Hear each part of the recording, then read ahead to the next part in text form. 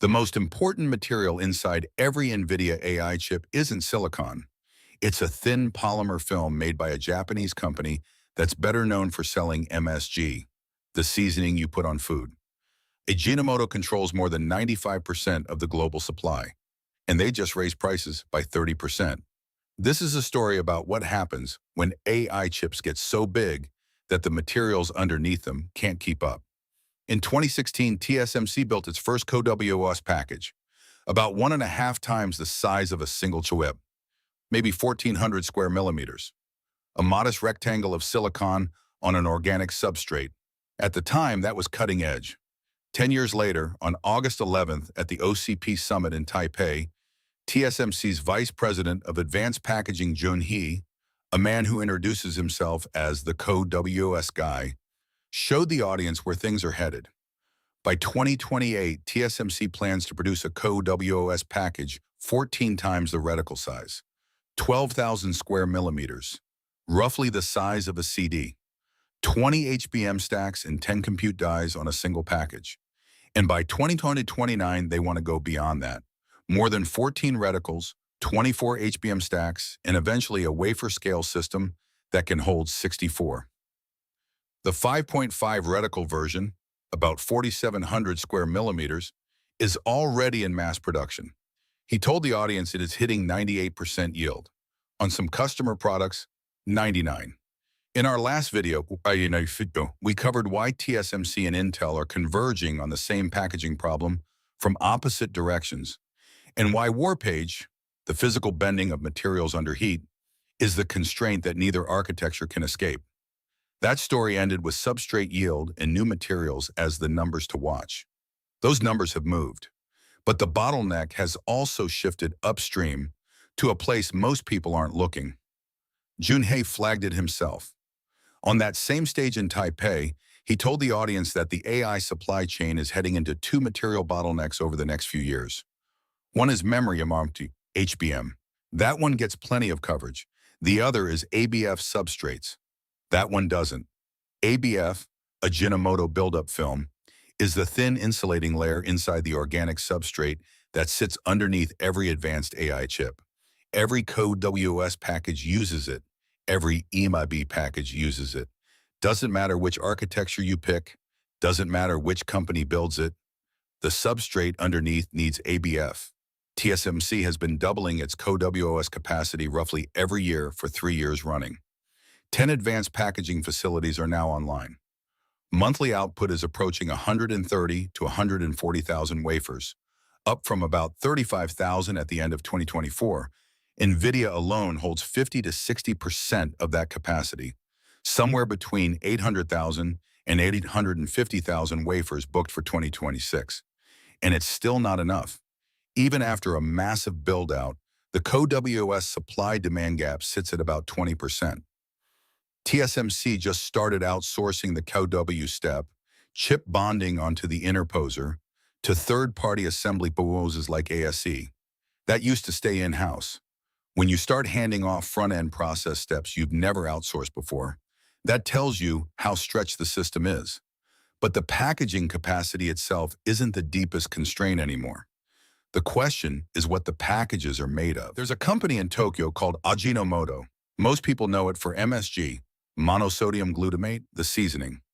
Ajinomoto invented commercial MSG production over a century ago, and it's still one of the largest food companies in Asia. What most people don't know is that Ajinomoto also controls more than 95% of the global supply of a thin polymer film that every advanced AI chip depends on. The connection between MSG and semiconductors isn't as strange as it sounds. MSG production is an amino acid fermentation process. Ajinomoto built deep expertise in organic chemistry and high-purity polymer synthesis through decades of food science research. In the late 1990s, the company applied that expertise to create ABF, Ajinomoto buildup film, a high-performance insulating material used as the dielectric layer in advanced flip chip substrates. The reason ABF matters is physical. Inside an IC substrate, you have layers of copper wiring stacked on top of each other, and between each layer of copper, you need a thin film of insulating material to prevent short circuits and control signal integrity. ABF is that film. It has to be incredibly uniform, sub-micron thickness variation across the entire surface, and it has to maintain its electrical properties at the temperatures and frequencies that modern AI chips operate at. That combination of chemical purity, mechanical precision, and high-frequency performance is why nobody else has been able to replicate it at scale. A few competitors exist, but they hold single-digit market share combined. Every AI GPU, every Nvidia H100, every B200, every Blackwell, sits on an ABF substrate. Every high-end networking ASIC, every custom AI accelerator coming out of Google and Amazon and Microsoft, same thing. One company, one film, and that company just raised prices by 30%. In May, Ajinomoto notified its substrate manufacturing customers that ABF film prices would increase 30% starting in the third quarter of 2026. Around the same time, Resonac and Mitsubishi Gas Chemical, the two main suppliers of copper-clad laminate materials that go into the same substrates, announced their own 30% hikes. The entire upstream material chain moved at once. The substrate manufacturers don't really have a choice. Unimicron, Kinsus, and Nanya PCB, Taiwan's Big Three, controlling roughly 75% of global IC substrate production, are all running at full capacity utilization. Lead times for finished ABF substrates have stretched to 16 to 24 weeks. Normal is 12 to 16. The layer count is the multiplier nobody talks about. A standard PC processor might use a substrate with 6 to 8 ABF layers. An AI accelerator, something like the substrate underneath an Nvidia Blackwell or a Google TPU, uses 14 to 16 layers, sometimes more. The industry is moving toward 22-layer substrates. By 2030, roadmaps show 26 layers. Each additional layer means more ABF film per chip, more processing steps, and lower yield. Put actual numbers on it. Goldman Sachs projects that AI GPU and ASIC substrate sizes will grow 2.5 to 4 times within 2 years. Morgan Stanley expects a significant shortage of ABF substrates in 2027. Industry-wide, the supply-demand gap is projected at about 10% in the second half of this year, 21% in 2027, and by 2028, potentially over 40%. Ajinomoto's response to this has been measured. The company announced plans to build a third ABF production facility in Gifu Prefecture, Japan. The land has been acquired. Construction is expected to start in 2028. Mass production, 2032, 6 years from now. Ajinomoto has also committed to investing 25 billion yen to increase total ABF capacity by 50% by 2030. Whether 50% is enough when AI compute demand is growing at double-digit rates annually is the question the market is starting to ask. Meanwhile, Samsung Electromechanics announced a $1.2 billion investment to build its own ABF substrate manufacturing lines. Volume production isn't expected until the third quarter of 2027. That's over a year away. And it's not just ABF film itself. The upstream raw materials that go into ABF substrates, high-end glass cloth, copper foil, precision drill bits, are all in tight supply. Multiple bottlenecks stacking on top of each other. The supply gap isn't narrowing, it's compounding. Nvidia has been doing something over the past 18 months that looks less like individual deals and more like a systematic campaign to lock down every choke point in the AI supply chain. In our coverage of the indium phosphide shortage, we covered the $2 billion checks Nvidia wrote to Lumentum and Coherent, convertible preferred stock with multi-year purchase commitments designed to secure laser chip supply. Then there's the dark fiber acquisition program.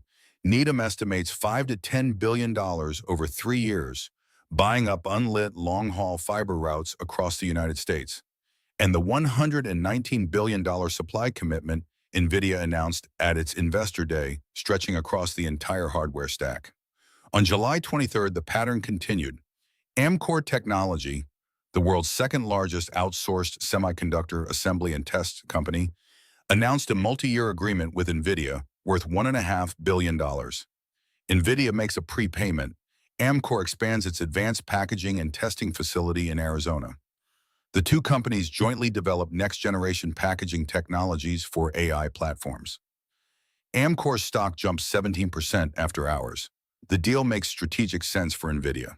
TSMC's CoWoS capacity is stretched. The 20% supply-demand gap isn't closing fast enough. By funding Amkor directly, the same way Nvidia funded Lumentum and Coherent, Nvidia gets dedicated capacity outside of TSMC's allocation system. It's the same playbook, applied to a different choke point. But there's one link in this chain that the playbook can't reach. When Nvidia invested in Lumentum and Coherent, it was investing in two competing suppliers who could both expand production. When it bought dark fiber, it was acquiring a physical asset. When it funded Amkor, it was backing a company that could build new facilities. ABF film is different. There's no second supplier to fund. Ajinomoto holds 95+% of the market, and the technical barriers to entry, the polymer chemistry, the sub-micron thickness control, the high-frequency dielectric performance, mean that a new entrant can't just build a factory and start shipping. The few competitors that exist produce lower specification film suitable for consumer electronics, not the high layer count substrates that AI accelerators require. And ABF is the one material that doesn't care which packaging architecture wins. We covered in our last video how TSMC's CoWoS and Intel's EMIB are converging from opposite directions. CoWoS puts everything on a silicon interposer. EMIB embeds bridges directly into the organic substrate. The approaches are different, but underneath both of them sits the same ABF substrate made with the same film from the same company. The warpage problem we discussed, organic substrates bending under heat because silicon and organic resin expand at different rates, that organic substrate is built on ABF layers. More layers, more warpage risk. The replacement materials, glass core, ceramic core, are being developed by Intel, Corning, Samsung, Kyocera, but none of them are ready for mass production before 2029. And even glass and ceramic core substrates will still need build-up layers on top. The material changes, but ABF's role doesn't fully disappear. So you have a situation where the entire AI chip industry is racing to build bigger packages, with more compute dies, more HBM stacks, more layers of interconnect, and the critical insulating material that makes all of those layers work is controlled by a food company in Tokyo that's expanding capacity at a pace set by its own investment cycle, not by Nvidia's. The numbers to watch are specific. Whether Ajinomoto accelerates the Gifu plant timeline, a groundbreaking move from 2028 to 27 would signal that even the monopoly supplier feels the urgency. The ABF supply-demand gap in 2027, if it hits 21% as projected, substrate lead times will stretch past 6 months, and every AI chip roadmap feels the squeeze. And the layer count on the next generation of Nvidia and Google accelerator substrates, because the difference between a 16-layer and a 22-layer substrate isn't 6 more layers of film. It's 6 more processing steps, each with its own yield loss, each demanding more of a material that's already in shortage. The race to build the biggest chip in history has a bottleneck that no amount of money can quickly solve. And it's sitting in a factory in Japan that smells like MSG.